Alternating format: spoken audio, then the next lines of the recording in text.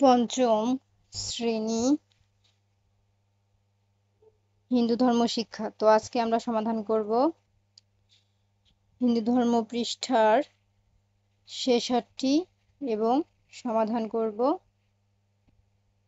৬৭ পৃষ্ঠার এই টিক চিহ্ন, সংক্ষিপ্ত প্রশ্ন এবং বর্ণনামূলক প্রশ্ন। তো চলো আমরা ভিডিওটি শুরু করি। তো আমরা সর্বপ্রথম সমাধান করব হচ্ছে এই ৬৬ পৃষ্ঠা। তো ৬৬ পৃষ্ঠাতে এখানে কি আছে দেখো, ৬৬ পৃষ্ঠাতে এখানে আছে ক নাম্বারে শূন্যস্থান। তো এই যে শূন্যস্থান আছে, তো আমরা এই শূন্যস্থানটি এখন সমাধান করব। তো এখানে দেখো কি দেওয়া আছে, বলেছে ১ নাম্বারে বলেছে ড্যাশ ব্যক্তি সব সময় সকলের মঙ্গল কামনা করেন। তাহলে কোন ব্যক্তি সকলের সব সময় মঙ্গল কামনা করেন? সঠিক উত্তর কি হবে? অহিংস ব্যক্তি। অহিংস। তাহলে চলো আমরা উত্তরটি দেখিয়ে দিই।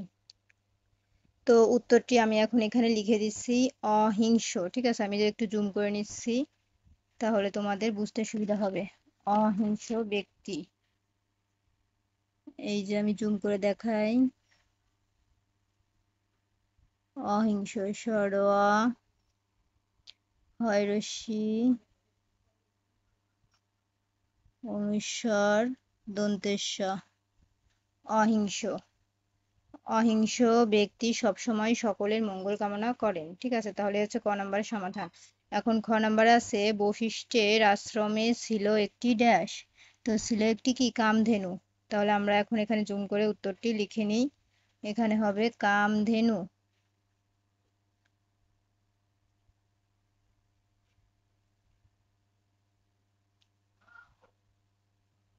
এই যে আমি উত্তরটি লিখে দিয়েছি কামধেনু, কয়াকার কামধেনু, ধ একার দন্তে নরেশ কামধেনু। তো এখন এখানে ৩ নাম্বার প্রশ্নে আছে বশিষ্ঠের আশীর্বাদে বিশ্বামিত্রের ড্যাশ হয়েছিল। তো কি হয়েছিল? ব্রহ্মর্ষি। তো চলো আমি উত্তরটি লিখে তারপরে তোমাদের দেখাই। তো এই ছিল উত্তর, বশিষ্ঠের আশীর্বাদে বিশ্বামিত্র ব্রহ্মর্ষি হয়েছিলেন। বয় রফলা ক্ষীয় পেট কেমদানের সয় রশ্মি রেপ। ঠিক আছে, তো এই ছিল আমাদের ৩ নাম্বারের সমাধান। এখন ৪ নাম্বারে আছে পাণ্ডবেরা ব্রাহ্মণ বেশে ড্যাশ নগরে বাস করতেন। তাহলে ৪ নাম্বারে সঠিক উত্তর কি হবে? এক চক্রা। তাহলে আমরা উত্তরটি লিখে দিই। তো এই ছিল উত্তর, এক চক্রা। এক চ কয়রফলা আকার, এক চক্রা নগরে বাস করতেন। ঠিক আছে, তারপরে এখানে ৫ নাম্বারে আছে পাণ্ডবদের মধ্য ড্যাশ খুব শক্তিশালী। ভীম। তাহলে এখানে কি হবে? ভীম। তো চলো আমরা উত্তরটি এখানে লিখে দিই, ভীম। তো এটি ছিল ৫ নম্বরের সমাধান।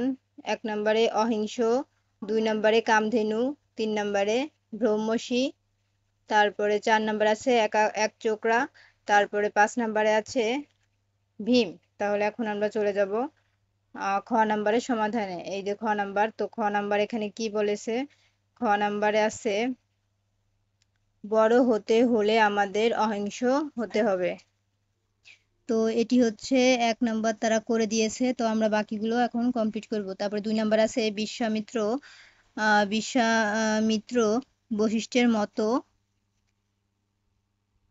বশিষ্ঠের মতো ব্রহ্মর্ষি হতে চেয়েছিলেন। তাহলে এখানে হবে ব্রহ্মর্ষি হতে চেয়েছিলেন, এটি হবে ২ নাম্বার। তারপরে ৩ নাম্বার আছে বিশ্বামিত্র বশিষ্ঠের কাছে চেয়েছিলেন। তো কি চেয়েছিলেন? তার কামধেনু। এই যে তার কামধেনু। তারপরে ৪ নাম্বার আছে হিন্দু ধর্মমতে সকল জীবের মধ্যেই ঈশ্বর আছেন, এটি হবে ৪ নাম্বার। ৫ নাম্বারে অহিংসা পরম ধর্ম। তাহলে এটি হবে ৫। তো এই ছিল হচ্ছে আমাদের খ নাম্বারের সমাধান। তো খ নাম্বারের পরে এখন আমরা চলে যাব গ নম্বরের সমাধানে। গ নম্বরে কি আছে? গ নম্বরে আছে সঠিক উত্তরটির পাশে টিক চিহ্ন দিই। তো টিক চিহ্ন দিই এখানে। এক নম্বরে বলেছে কোন বৈশিষ্ট্য কোন শ্রেণীর ঋষি ছিলেন। তো বৈশিষ্ট্য কোন শ্রেণীর ঋষি ছিলেন? ক রাজশ্রী, খ সুতশ্রী, গ ব্রহ্মর্ষি, ঘ মহর্ষি।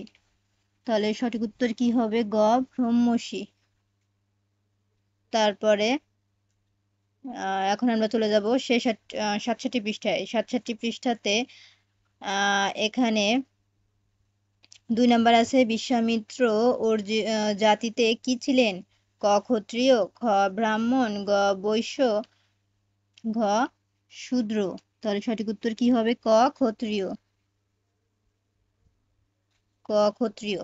তারপরে 3 নম্বরে আছে বনে বাস করত যে রাক্ষস তার নাম কি ছিল? তো বনে যে বাস করত তার নাম কি ছিল?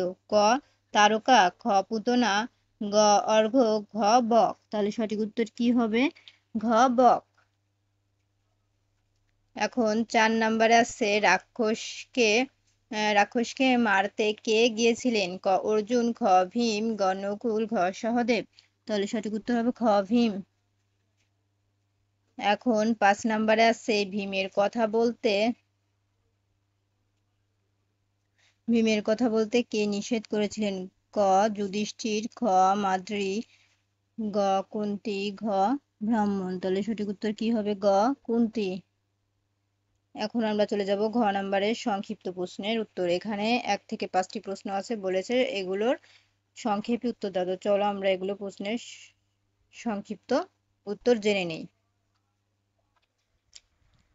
তো আমরা এখন এই 5টি প্রশ্নের সমাধান করব। তো সর্বপ্রথম এখানে আছে অহিংসা কি? তো চলো আমরা উত্তরটি দেখে নিই।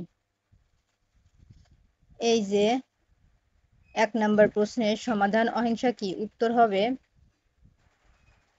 উত্তর অন্যের সুখে হিংসা করে না এবং নিজের ক্ষতি হলেও অন্যের মঙ্গল কামনা করাই অহিংসা। তারপরে 2 নম্বর প্রশ্ন বিশ্বামিত্র কেন বশিষ্ঠকে হিংসা করতেন? উত্তর বিশ্বামিত্র বশিষ্ঠের মতো ব্রহ্মর্ষি হতে চেয়েছিলেন, কিন্তু ব্রহ্মর্ষি হওয়া সহজ ব্যাপার নয় বলে বিশ্বামিত্র তাকে হিংসা করতেন। 3 নম্বর প্রশ্ন কামধেনু কাকে বলে? উত্তর কামধেনু হলো এমন এক ধরনের ধেনু গাভী যার কাছে চাইলে পর্যাপ্ত পরিমাণে খাবার ও পানীয় পাওয়া যায়। 4 নম্বর প্রশ্ন পাণ্ডবেরা বেঁচে গিয়ে কোথায় বাস করতেন? উত্তর পাণ্ডবেরা কৌরবদের হাত থেকে বেঁচে গিয়ে ব্রাহ্মণ বেশে একচক্রা নগরে বাস করতেন। 5 নম্বর প্রশ্ন ভীম রাক্ষসটাকে কিভাবে মেরেছিলেন? উত্তর ভীম এক আছাড়ে রাক্ষসটাকে মেরে ফেলেছিলেন। তো এই ছিল আমাদের 5টি প্রশ্নের সমাধান। এখন আমরা চলে যাব উম নম্বরের সমাধান। এখন উম নম্বরে এখানে বলেছে নিচের প্রশ্নগুলোর উত্তর দাও। এখানে আছে 1 থেকে 5টি প্রশ্ন। অহিংসা কাকে বলে বুঝিয়ে লেখো। তো চলো আমরা উত্তরটি দেখে নেই।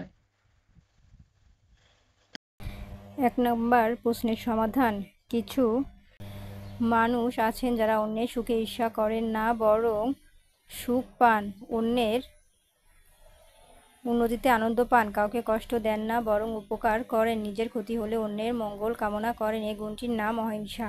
অহিংসা ধর্মের অঙ্গ। 2 নম্বর প্রশ্ন বশিষ্ঠ কিভাবে বিশ্বামিত্রকে আপ্যায়ন করেছিলেন? উত্তর একদিন বিশ্বামিত্র অনেক লোকজন নিয়ে বশিষ্ঠের আশ্রমে গিয়ে বললেন তারা খুব ক্ষুধার্ত ও তৃষ্ণার্ত, এত লোকের খাবার ও পানীয় ব্যবস্থা করা কঠিন কাজ ছিল, কিন্তু তার একটি কামধেনু ছিল। তিনি কামধেনুর কাছে চাইতে পর্যাপ্ত খাবার ও পানীয় পাওয়া গেল। এভাবে বশিষ্ঠ বিশ্বামিত্রকে আপ্যায়ন করলেন। 3 নম্বর প্রশ্ন পরোপকারের গুরুত্ব ব্যাখ্যা করো। উত্তর পরোপকারের গুরুত্ব অপরিসীম। হিন্দু ধর্ম মতে সকল জীবের মধ্যে ঈশ্বর আছেন, তাই জীবের উপকার করা মানে ঈশ্বরের সেবা করা। পরের উপকার করার মাধ্যমে এক পরম আনন্দ পাওয়া যায়, এতে মনের পরিসরতা বাড়ে, একে অপরের ভালোবাসতে শেখে, তাই পরোপকার করা উচিত। 4 নম্বর প্রশ্ন ব্রাহ্মণের ঘরে কান্নার রোল উঠেছিল কেন? উত্তর একচক্রা নগরে ব্রাহ্মণের বাসস্থানের অদূরে একটা বন ছিল, সেখানে বক নামে এক রাক্ষস থাকতো। প্রতিদিন তার আহারের জন্য একজন মানুষ, 2টি মহিষ এবং অনেক ভাত দিতে হতো, নতুবা সে সবাইকে খেয়ে ফেলতো। সেদিন ছিল ব্রাহ্মণের পরিবারের পালা, ব্রাহ্মণের পরিবারের একজনকে রাক্ষসের খাদ্য হিসেবে দিতে হবে, তাই ঘরে কান্নার রোল উঠেছিল। 5 নম্বর প্রশ্ন নগরবাসীকে বক রাক্ষসের হাত থেকে কিভাবে রক্ষা পেয়েছিল? উত্তর, কুন্তী তার ছেলে ভীমকে পাঠালেন বক রাক্ষসের কাছে। রাক্ষস ভীমকে দেখে ভীষণ ক্ষেপে গেল। সে একটা গাছের কাণ্ড ভেঙে তেড়ে এলো এবং তা ভীমের দিকে ছুঁড়ে মারল। ভীম মুচকি হেসে বাঁ হাত দিয়ে সেটা ধরে ছুঁড়ে ফেলে দিলেন। এতে রাক্ষস আরও ক্ষেপে গেল। এবার সে দৌড়ে গিয়ে ভীমকে ঝাপটে ধরল। ভীম উঠে দাঁড়িয়ে কাছে রাক্ষসটাকে মেরে ফেললেন। এভাবে ব্রাহ্মণের পরিবার সহ নগরবাসী বক রাক্ষসের হাত থেকে রক্ষা পেয়েছিল। তো এই ছিল আজকের মতো সমাধান। পরবর্তী পৃষ্ঠার ভিডিও দেখার জন্য অবশ্যই সাবস্ক্রাইব মাই চ্যানেল।